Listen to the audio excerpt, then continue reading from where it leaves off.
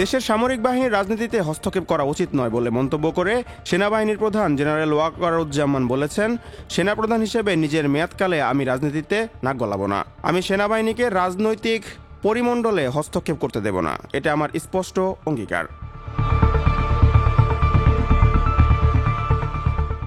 দেশের একটি জাতীয় দৈনিককে দেওয়া এক সাক্ষাৎকারে জেনারেল ওয়াকারুজ্জামান বলেন, রাজনীতিতে নাক গলানোর বিষয়টি সেনাবাহিনীর জন্য ক্ষতিকর।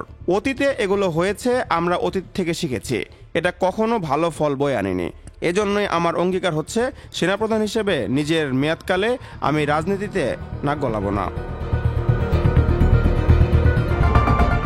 আমরা মনে প্রাণে বিশ্বাস করি, রাজনীতিবিদদের বিকল্প রাজনীতিবিদেরাই, তাদের বিকল্প সেনাবাহিনী নয়।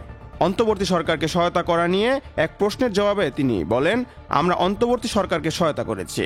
তারা আমাদের কাছ থেকে যে ধরনের সহায়তা চেয়েছে আমি সেভাবেই সহায়তা দেওয়ার চেষ্টা করেছি এবং দেব। যেদিন অন্তর্বর্তী সরকার বলবে, আপনাদের অনেক ধন্যবাদ, আপনারা আপনাদের কাজটা সম্পন্ন করেছেন, এখন পুলিশ আইন শৃঙ্খলার দায়িত্ব নেবে, আপনারা এখন স্বাচ্ছন্দ্যে সেনানিবাসে ফিরে যান, তখনই আমরা সেনানিবাসে ফিরে যাব। আসি বলেছেন অর্ণব, নিউজ 21 নিউজ ডেস্ক।